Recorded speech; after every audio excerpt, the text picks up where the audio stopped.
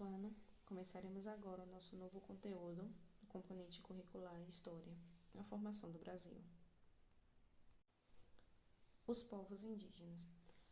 Você já sabe que quando os portugueses chegaram ao Brasil, aqui eles encontraram povos vivendo no continente de forma muito diferente deles, dos europeus.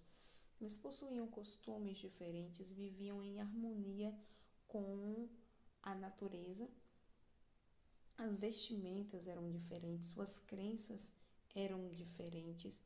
Então, isso fazia com que eles relatassem as pessoas que vieram primeiro, nas grandes navegações, relatassem aos portugueses um grupo indígena, um grupo que eles tinham descoberto de forma como se eles fossem exóticos. Eles diziam que era a mistura de bondade com o selvagem. E por conta da riqueza natural e do calor, o Brasil era descrito como um paraíso terrestre.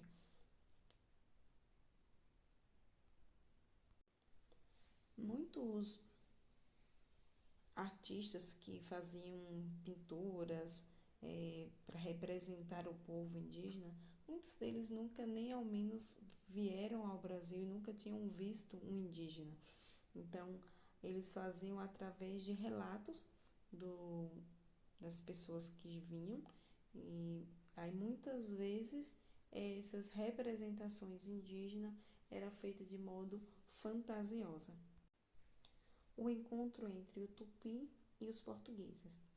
Quando os portugueses chegaram ao território, ao continente, que hoje é o Brasil, em 1500, eles encontraram aqui na Bahia povos chamados tupi. Eles não se chamavam indígenas. O nome índio foi dado pelos portugueses porque eles acreditavam que estavam chegando às Índias.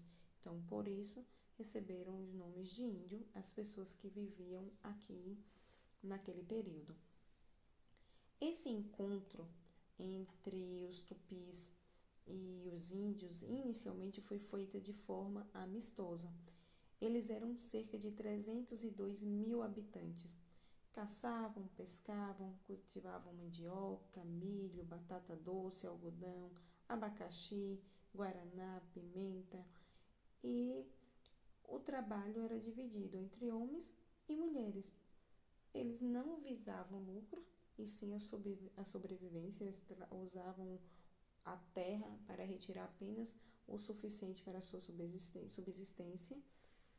Se banhavam várias vezes ao dia, extraíam frutos para pintar os seus corpos, usavam colares feitos de sementes, brincos e pulseiras feitos de sementes e penas de aves.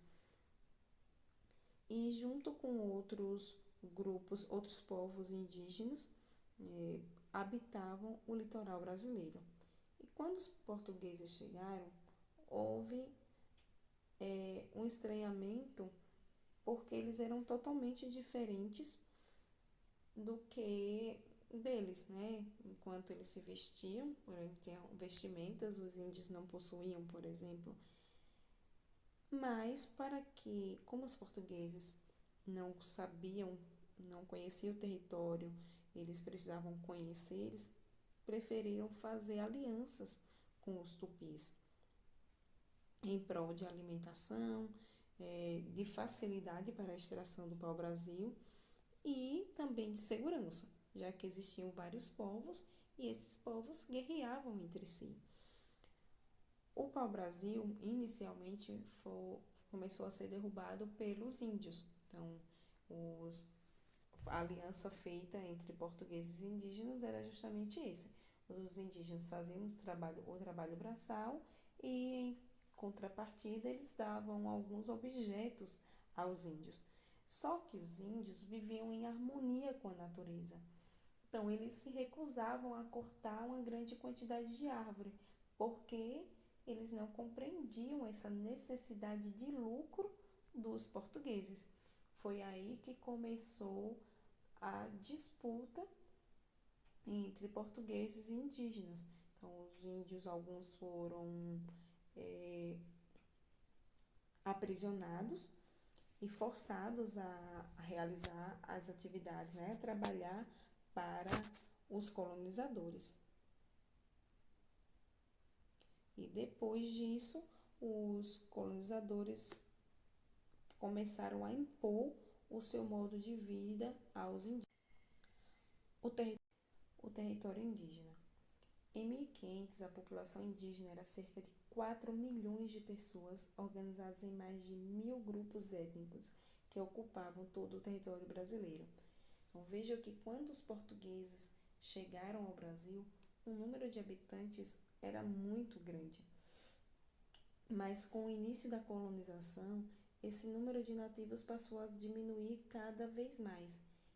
Isso porque os índios eram vistos pelos colonizadores como obstáculos que impossibilitavam a ocupação das terras, pois a colonização desmatava, destruía áreas nativas e os indígenas defendiam esse território, fazendo inclusive alianças e até guerras para a defesa do território. A partir de 1530, as terras indígenas ali do litoral brasileiro foram sendo ocupadas pelos portugueses e eles tinham basicamente dois objetivos: extrair o pau-brasil e instalar feitorias para engenhos de cana-de-açúcar. Já em 1600 a 1700, foram descobertas a região de Minas, onde hoje é Minas Gerais, Mato Grosso do Sul, Mato Grosso, Goiás, essas áreas onde tinha minas de ouro. E com isso, mais uma vez, o território indígena passou a ser ocupado. E os índios precisavam sair e mais uma vez eles lutavam em defesa do seu território, causando a morte de alguns dos indígenas. Os que não morriam refugiavam em outros locais e outros ainda eram aprisionados para fazer o trabalho para os colonizadores. Já em 1750, os portugueses ocuparam o que hoje nós chamamos de sertão do Brasil, principalmente aqui na região amazônica. Já nos anos 1900, o cultivo de café na região sul e sudeste e a construção das ferrovias deslocavam mais índios de suas terras. Então, à medida que os portugueses iam avançando na sua ocupação territorial e os indígenas iam perdendo seus espaços, iam fazendo guerras para defender o seu território, mas como eles não tinham as mesmas condições de luta, eles acabavam perdendo. Alguns morriam, outros eram aprisionados para trabalhar como escravos e outros conseguiam fugir para outros locais mais distantes, né, no interior, e viviam em aldeias. A diáspora africana. A partir de 1550, isso 50 anos depois da chegada dos portugueses aqui no Brasil, milhares de homens, mulheres africanos foram trazidos para a América e obrigados a trabalhar como escravos. Esse processo é conhecido como diáspora africana, que é a dispersão de um povo por consequência de preconceito ou perseguição política. E somente aqui no Brasil, entre 1550 a 1850, vieram mais de 4 milhões de africanos, um número bem grande, né? E eles vieram para trabalhar como escravos. Durante muito tempo, esse povo que veio da África era tratado como se o continente de onde eles vieram não tivesse diversidade étnica, como se todos que viessem fossem pertencentes ao mesmo grupo, ao mesmo povo, que possuía os mesmos registros históricos, os mesmos costumes, e isso não é verdade. A África é um imenso continente que abriga diversos povos e culturas diferentes, como por exemplo os egípcios e os Khoisan. Os povos que vieram aqui para o Brasil foram principalmente das regiões do Golfo do Guiné, onde hoje se localizam os países de Guiné-Bissau, Costa do Marfim, Gana, Nigéria, Congo, Guiné, Angola e República Democrática do Congo. Neles haviam povos iorubás e bantus, que tinham uma grande diversidade cultural e a língua dos povos eram diferentes uma das outras. Tanto a cultura quanto a língua desses povos eram diferentes. Então, por exemplo, os reinos iorubás eram organizados em cidades em até 20 mil habitantes e tinham comércio ativo com outros povos. Eles partilhavam costumes religiosos e culturas e falavam a mesma língua. Já o reino Banto era dividido em províncias administradas por chefes escolhidos pelo rei, a exemplo do rei do Congo, onde o rei governava junto a um conselho de nobres. Os membros do conselho exerciam diversas atividades, como a de fiscal e de coletor de impostos. Então, observe que esse povo que veio da África para trabalhar como escravos, eles tinham uma vida construída nos seus continentes. Alguns eram até ricos, donos de propriedades, comerciantes, e de uma hora para outra foram capturados para trabalhar como escravos na América. O contato entre africano e europeu. Vários mercadores europeus se interessavam em comprar e vender produtos da África. Então, eles compravam tecidos da Índia, armas de fogo, bebidas e cavalos. E, em contrapartida, buscavam da África ouro, marfim e africanos para serem vendidos como escravos. A escravidão já existia na África antes mesmo dos europeus chegarem.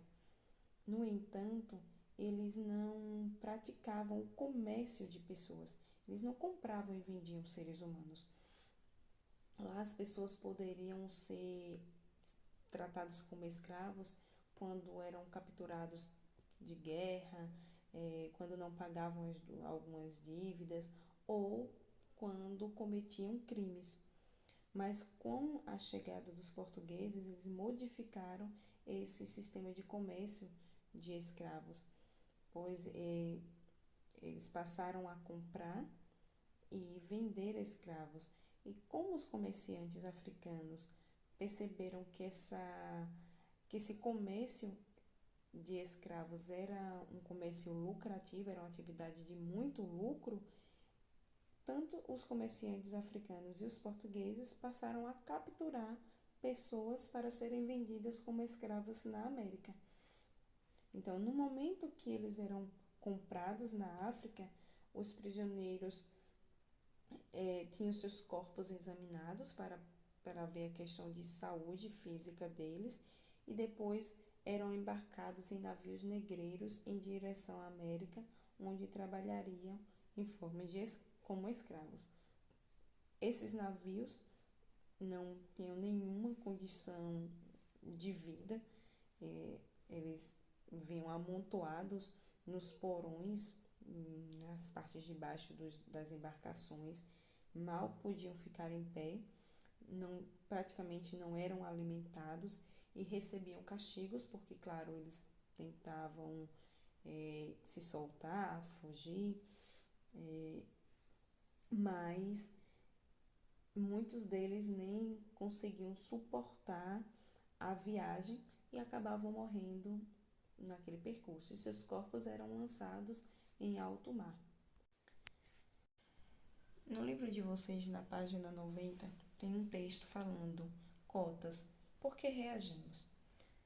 Primeiro, a gente precisa entender o que é cotas. Cotas é um dos sistemas adotados aí de medidas de ações afirmativas para tentar diminuir o impacto socioeconômico vamos dizer assim, das desigualdades que aconteceram com o negro ao longo da formação da nossa sociedade. O Brasil foi, os portugueses chegaram ao Brasil em 1500. Após esse período, até 1888, houve a mão de obra escrava no Brasil. Em 1888, foi abolida a escravidão e mais de 300 anos após esse período, os negros africanos e afrodescendentes, e africanos é porque eles de fato vieram da África, e afrodescendentes porque descenderam do povo africano. Então chegaram aqui no Brasil e alguns tiveram filhos, os filhos nascidos desses africanos, sejam eles com próprios negros ou com índios ou com portugueses, eles não tiveram direito a ingressar na vida social, com direito à educação, à escola. Então, tudo isso foi negado a, a esses africanos. E a essa exclusão deixou marcas. E aí, uma tentativa de diminuir essa segregação, essa divisão de raça, foi criando ações afirmativas, que seria uma forma de diminuir esse processo de desigualdade que ocorreram com os negros africanos e seus afrodescendentes ao longo da história da formação do nosso país. Por isso, em 2000, o Brasil adotou o sistema de cotas raciais nas universidades. Então, como que funcionaria? Então, a gente vai tem uma universidade pública, que quem gerencia, que administra é o governo. Nessa universidade tem um curso com 30 vagas. Dessas 30 vagas, 10, 7 são destinadas às pessoas de cotas, que são pessoas negras ou afrodescendentes. Então, é assim que funciona o direito às cotas. Europeu. A partir dos anos 1530, os portugueses começaram a se estabelecer no território, que mais tarde seria chamado de Brasil. Esse local, que era habitado pelos indígenas, os indígenas possuíam diferentes hábitos dos europeus. Esse primeiro contato houve uma desconfiança e hostilidade, mas também houve muita interação. Então, por exemplo, os portugueses adotaram os usos de instrumentos indígenas como canoa, arco e flecha, tacape. Os portugueses incorporaram o milho, a mandioca, o amendoim à alimentação diária. Houve a união entre os habitantes da terra e os europeus. Seus filhos eram chamados de mestiços ou mameleucos. Isso quer dizer que europeus e indígenas casaram e tiveram filhos entre si. Os portugueses impuseram a religião, a parte de sua moral e costume por meio da catequização dos indígenas, feita pelos padres jesuítas. Então, houve aí uma interferência na vida dos dois povos. Os portugueses influenciaram hábitos indígenas e os indígenas influenciaram hábitos portugueses. Franceses no Brasil. Os portugueses chegaram à Baía de Guanabara, na região da atual cidade do Rio de Janeiro, em 1502, então 2 anos após a chegada ao Brasil. Em 1555, os franceses também chegaram a esse local e se aliaram ao povo do Tamboio para explorar o pau-brasil. Para conter esse avanço dos franceses, os portugueses decidiram expulsá-lo e ocupar a região. Então, não eram somente os portugueses que estavam interessados nas riquezas do Brasil. Também existiam outros povos, entre eles os franceses. Essas medidas de expulsão dos franceses dessa região e a ocupação pelos portugueses foi importante, pois aconteceu a fundação da cidade de São Sebastião, do Rio de Janeiro. E ali foram construídos casas de colonos, colégios jesuítas, igrejas e prédios da administração pública portuguesa. Então, era assim que se formavam as primeiras cidades que hoje são as capitais ou grandes estados brasileiros. Os holandeses e a produção de açúcar. O Brasil era um dos grandes produtores de açúcar, e esse açúcar era levado pelos portugueses para a Europa e vendido aos holandeses. Quando esse açúcar chegava na Holanda, eles refinavam o açúcar e vendiam por um preço muito mais elevado. Mas, com a intenção de aumentar o seu lucro, os holandeses vieram para o Brasil para tentar ocupar, pegar o açúcar diretamente do Brasil. E assim eles teriam maior lucro. E aí eles ocuparam diferentes regiões do Nordeste, que era onde acontecia o cultivo da cana-de-açúcar e produção do açúcar. Em 1624 e 1625 conquistaram Salvador, e em 1630 conseguiram tomar Olinda e Recife. Então, ó, dois importantes locais aí da região Nordeste que tinham grande produção de cana-de-açúcar. Em 1637, os holandeses nomearam Maurício de Nassau governante de Pernambuco. Ele ordenou a construção de canais, escolas, teatros e da primeira ponte do Brasil, que também intermediava empréstimos aos senhores para que eles fizessem melhorias em suas fazendas. Mas houve desentendimento entre Maurício de Nassau e o governo holandês, e com isso Nassau pediu demissão e deixou o Brasil. Os holandeses então começaram a fazer a cobrança dos empréstimos feitos aos fazendeiros. Os fazendeiros revoltados se uniram aos portugueses para reconquistar Pernambuco.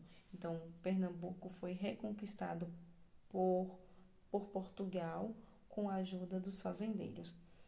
E assim, com o tempo, os holandeses foram expulsos do Brasil em 1654 e começaram a colonizar Antilhas, que fica na América Central. E eles conseguiam produzir o açúcar com preço muito menor do que o do Brasil. Com isso, os portugueses não conseguiam fazer a concorrência com o açúcar holandês, e o açúcar brasileiro começou a entrar em declínio, ou seja, quer dizer que começou a diminuir a sua produção. A população brasileira. A experiência colonial possibilitou o encontro entre três diferentes povos na formação cultural distintas. Então, nós temos os indígenas, que já habitavam o território brasileiro, os europeus, que colonizaram a região, e os africanos, que foram trazidos para realizar a mão de obra escrava. Então, por isso nós dizemos que o povo brasileiro é oriundo da mistura desses três principais grupos. Mas na sua essência, nenhum dos três grupos era puro, não tinha, era homogêneo, não tinha já heranças culturais diferentes. Os indígenas, existiam vários povos diversos que só recebeu esse o nome indígena porque os portugueses acreditavam que estavam chegando às Índias. Mas aqui existiam vários povos que eram denominados através dos seus nomes. Por exemplo, os Caiapós, Yanomami, Bororô, os Tupis, que foram os primeiros que mantiveram contato com os portugueses. Os portugueses também tinham influência de outros povos, como por exemplo os árabes, que dominavam durante os séculos a Península Ibérica, e os africanos possuíam também um diverso tronco linguístico e étnico, como por exemplo o Yorubá e o Banto, que foram dois grandes grupos que vieram ao Brasil nos navios negreiros para trabalhar com mão de obra escrava. E por isso nós não temos como mensurar o grau de mesclagem, de quanto a gente uniu as heranças culturais desses povos para dar origem à população brasileira. E sem contar que também nesse período de colonização dos portugueses, chegaram franceses, holandeses, italianos, que influenciaram também na formação do povo brasileiro. Cada um deles deixou sua marca cultural e foram se diversificando ao longo do tempo. Costumes brasileiros. Então, nós já sabemos que a cultura do povo brasileiro é feita da mesclagem dos diferentes povos, dentre eles indígenas, africanos e europeus. Aí nós vamos mesclar nossa cultura com elementos desses povos. Então, por exemplo, uma herança indígena, o nosso costume de tomar banho diariamente e consumir alguns alimentos à base de mandioca, de milho e aipim. Então, como os índios, os europeus não tomavam banho diariamente, só os indígenas. Então, esse hábito herdamos dos povos nativos. Os africanos têm a influência da nossa cultura no aspecto religioso, por meio do candomblé e urumbá. Além disso, os portugueses falavam do Brasil.